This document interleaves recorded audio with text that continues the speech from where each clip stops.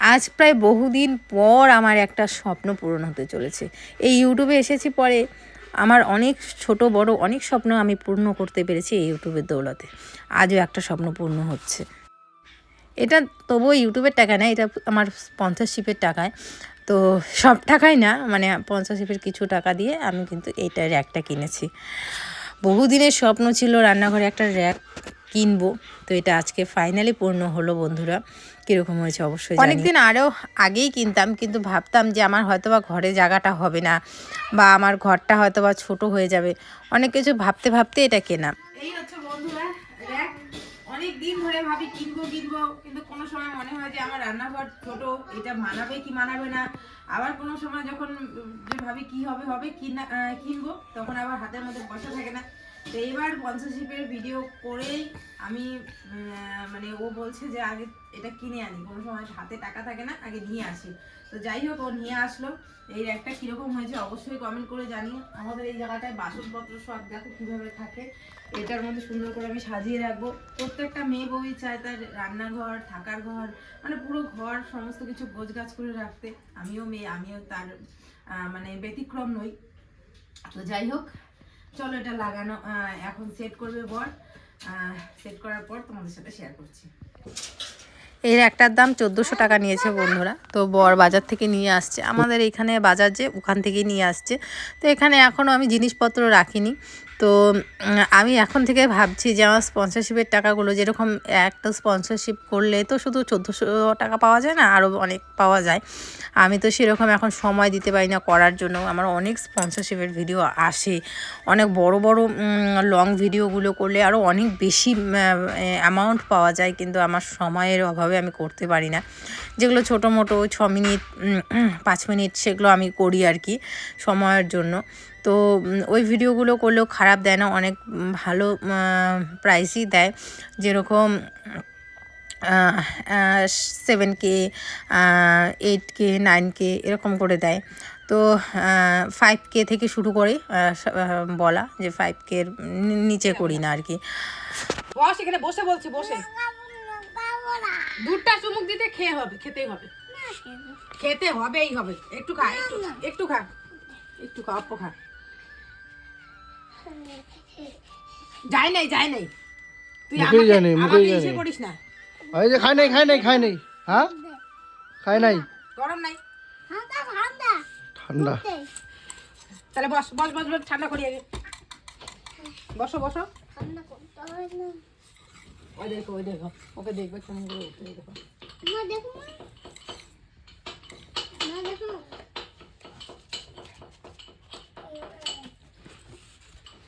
লাগে নাচিতে নিয়ে নিয়েছি, লাগে আমি নাচিতে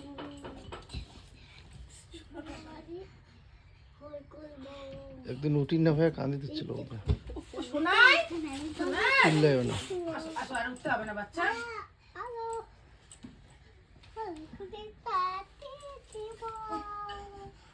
ইয়ে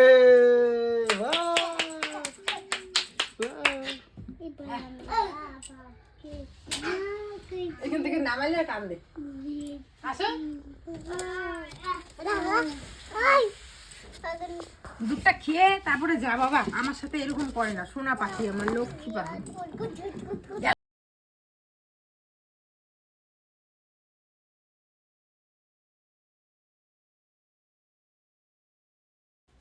আজকের ভিডিওটা তারপরের দিন থেকে, মানে মাঝখানে একদিন আমি ভিডিও দেইনি, দেখেছিলে সেই দিনকে। তো ওই সকালের অতটুকুই করেছিলাম। তারপরের দিন হচ্ছে আবার নতুন করে একটা ভিডিও করছি। এখন বাজতে চলছে সকাল 7টা 7:30 এরকম।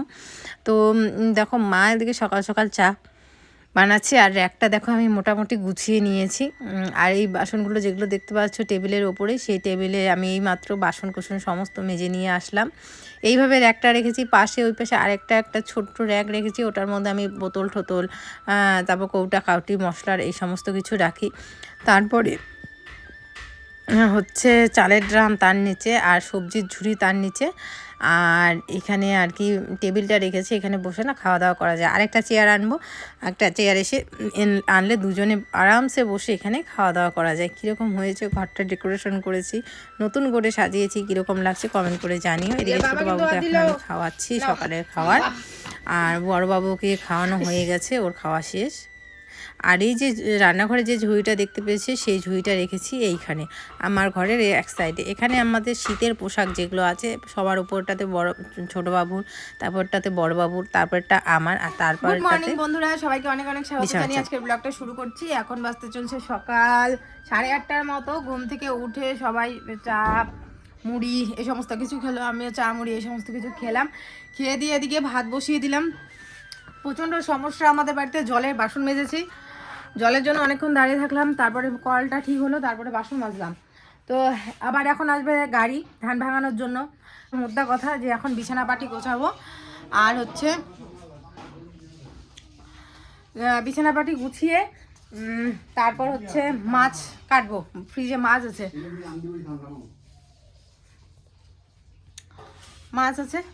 মাছ রান্না করব, আর হচ্ছে ইসে করব, বিছানা গোছাবো। তো বন্ধুরা এখন যাব হচ্ছে মামা বাড়িতে, যাব হচ্ছে হবিষ্যি নিয়ে। তো পাশের বাড়িতে ভাবছিলাম যে দুধ নিব, তো দেখি যে না, দুধ হচ্ছে অনেকটা লেট দিবে। তো অনেকটা লেট হলে তো চলবে না, এখন আমি তাড়াতাড়ি যাবো, ছোটো ছেলে ঘুমাচ্ছে, এই মুহূর্তে যাব, গিয়ে দিয়ে আবার বাড়িতে এসে স্নান করতে হবে। তো সেই জন্য তো চলো যাওয়া যাক। আমাদের বাড়িতে আবার ধান ভাঙাতে এসছে, তো মা বা ঘুমাচ্ছে যখন, তো মা আসে, উঠলে পরে এদিকে মা মাছ বাছতেছে। তো ফুলকপি আর আলুটা আমি সেদ্ধ করে রাখলাম, এসে আমি স্নান ধান করে তারপরে রান্না করব। কাটাকাটি সমস্ত শেষ, চলো এখন যাওয়া যাক।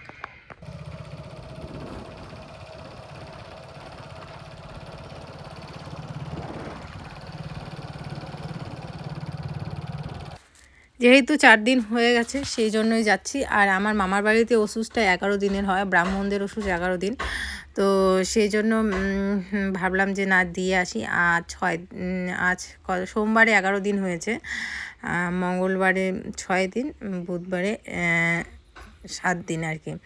তো কি জানি বলছি। তো এদিকে যে বড়বাবুকে নিয়ে যাচ্ছি, আর এদিকে আমি আর তোমাদের দাদাভাই 3 জনে মিলে যাচ্ছি। তো দেখো বাড়িতে চলেও আসলাম, আর এদিকে যে ধান ভাঙানো হয়েছে আর কি। তো এদিকে এই যে কাজ হচ্ছে।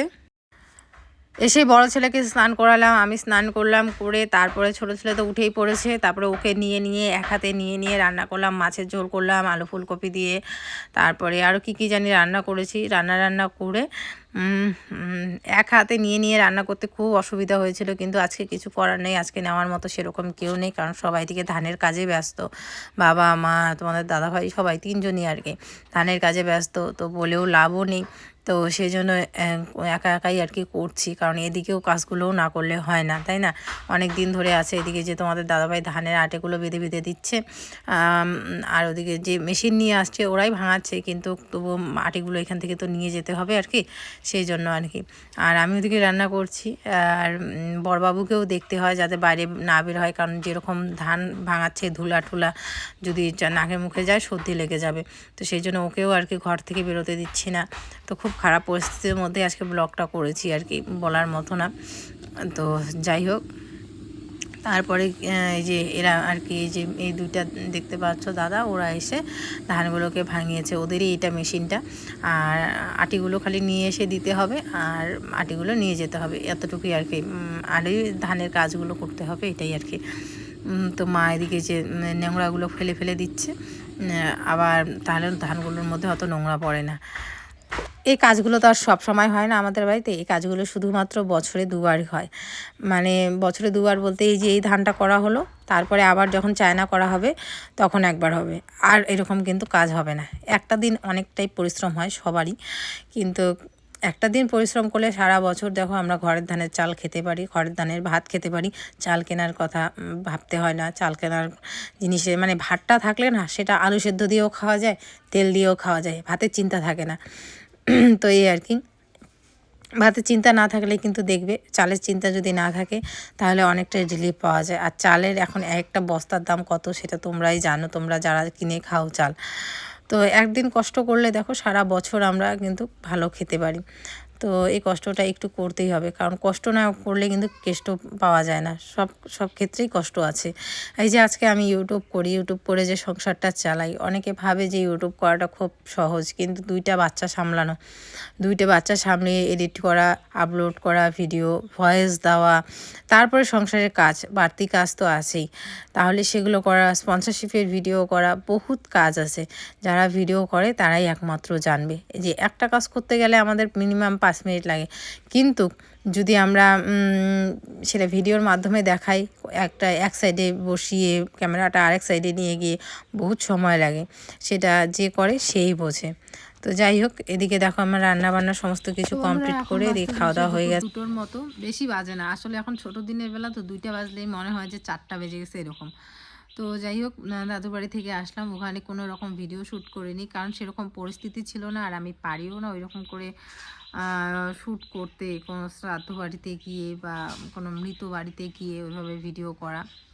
জানি না শ্রাদ্ধের দিন করব কি না, আমি তাও জানি না, বা মৎস্যমুখীর দিন করতে পারবো কি না। আমাদের মধ্যে 2 দিন হয়, একদিন শ্রাদ্ধ হয়, মানে শ্রাদ্ধের দিন হচ্ছে নিরামিষ খাওয়ানো হয়, আর শ্রাদ্ধের একদিন পর হয় মৎস্যমুখী, সেদিন মাছ টাছ দিয়ে খাওয়ানো হয়, মাছ দিয়ে শুধু, হ্যাঁ মাংসর কথা, মাংস না, মাছ দিয়ে খাওয়ানো হয়, আমাদের এরকম নিয়ম।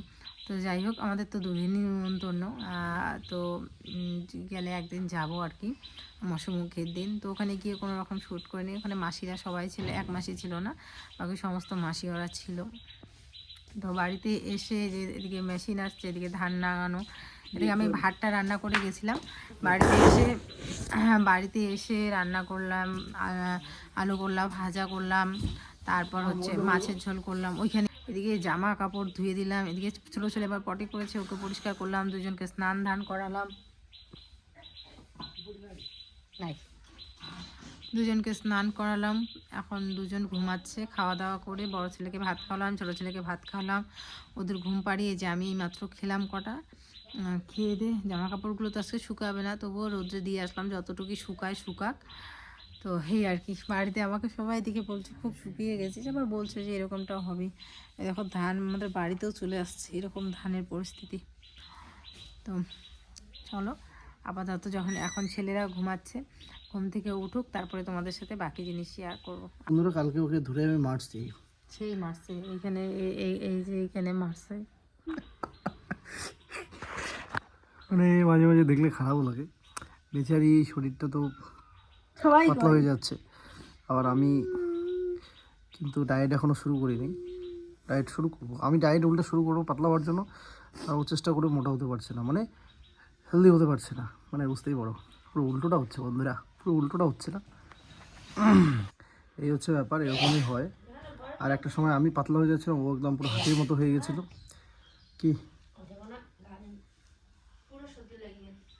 কি করি,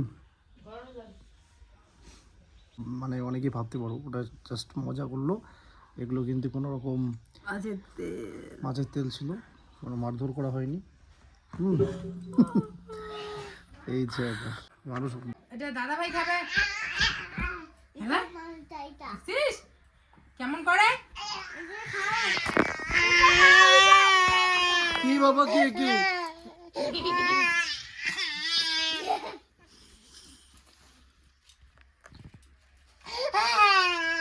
বাবা, আমার রাগী ছেলে, এটা আমার রাগী ছেলে।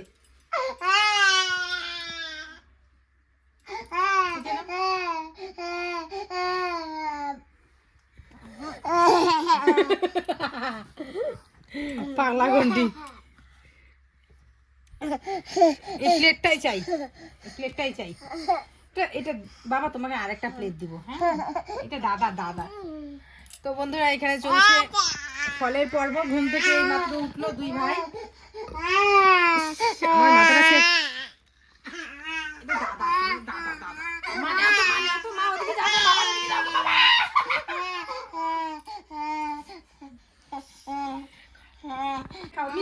খাও, মিলেমিশে খাও, মিলেমিশে দুজনে খাও, দুজনে খাও।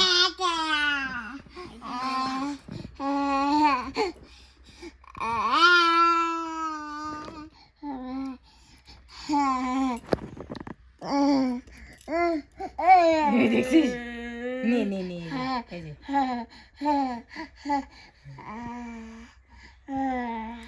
বাবা চোখলা এখানে ফেলবা, এখানে ফেলবা চোখা। হারিয়ে গেল। এই যে এই যে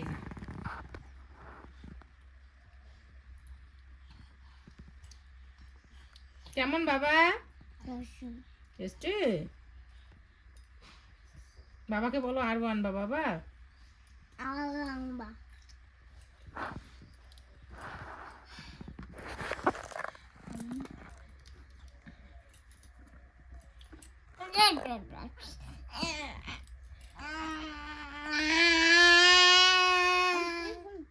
কি বাবা খাওয়ায় দেয় তো তোকে, বেশি বেশি না, ভালোবাসে তারপরেও। আমাদের গ্রামে খাওয়ার কোনো ঠিক ঠিকানা থাকে না বন্ধুরা, তার কারণ সারাদিন কাজ করলে সকালের খাওয়া দুপুরে, দুপুরে খাওয়া রাতেও হয় অনেক দিন, তাই না? হ্যাঁ,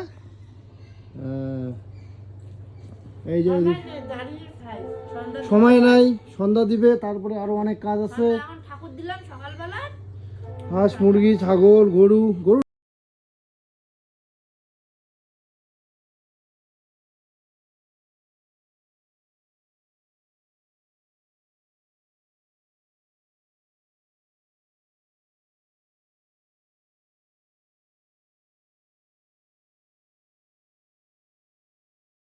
বন্ধুরা, কালকে আমি একটা জিনিস নিয়ে আসছি, সেটা তোমাদের সাথে এখনো অবধি শেয়ার করা হয়নি। জিনিসটা কি সেটা তোমাদেরকে তো এখনই দেখাবো, দেরি করবো না, দেরি করানোর মতো কিছু নেই যে তোমাদেরকে বড় কিছু সারপ্রাইজ বা বড় কিছু দেখাচ্ছি। তার জন্য অনেক সময় এবং কৌতূহল রহস্য রাখবো ভিডিওটাতে বা আমার কথাতে, এরকমটা নয়। চলো তোমাদেরকে ডিরেক্টলি দেখাচ্ছি আমি কালকে কী নিয়ে আসছি। তোমরা অনেকেই জানো যে আমি গাছপালা খুব পছন্দ করি, কিন্তু গাছপালা যে আমি খুব ভালোভাবে যত্ন নিই তেমনটা কিন্তু নয়। সন্ধ্যা কিন্তু হয়ে আসছে, পাখির কিচিরমিচির আওয়াজ শোনা যাচ্ছে, আর আমাদের বাড়ির পিছনে কিছু নয়েজ শুনতে পারবে, সেগুলো হচ্ছে চিল্লাহাল্লা, তাও সেটা মৃত্যুর গলার। হ্যাঁ, তোমরা জানো যে আমি গাছপালা খুব আমার মতো অনেকেই আছে। কালকে 4টা চারা নিয়ে এসেছি।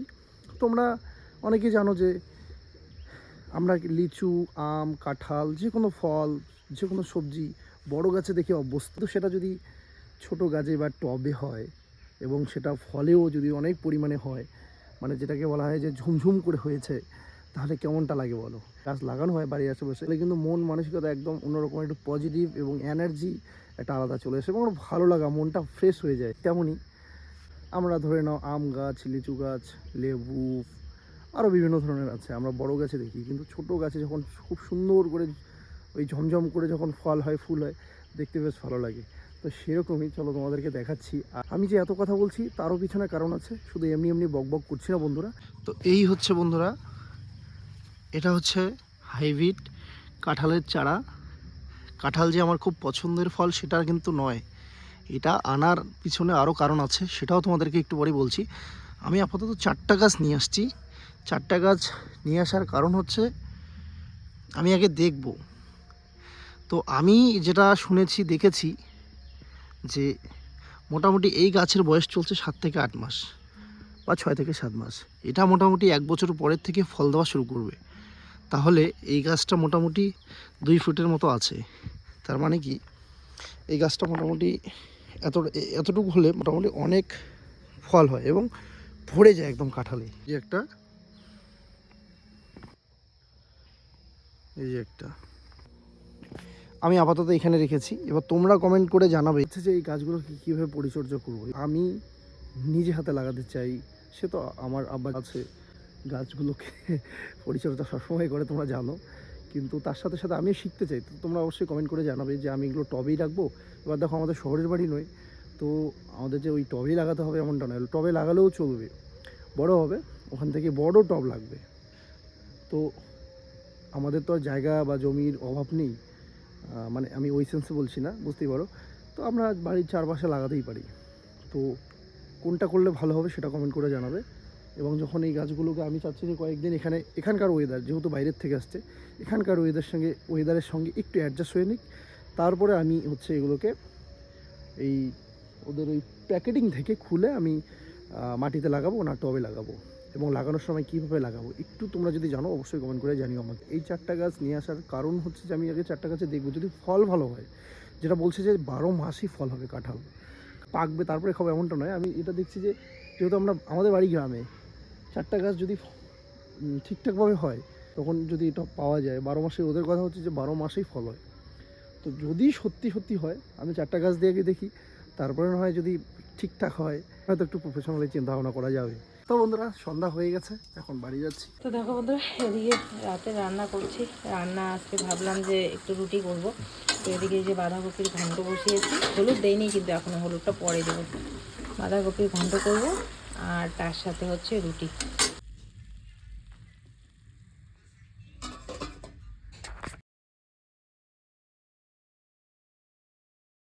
বাঁধাকপির ঘন্ট রুটি করা শেষ, তারপরে বর নিয়ে আসলো মাংস, বলে রান্না করো।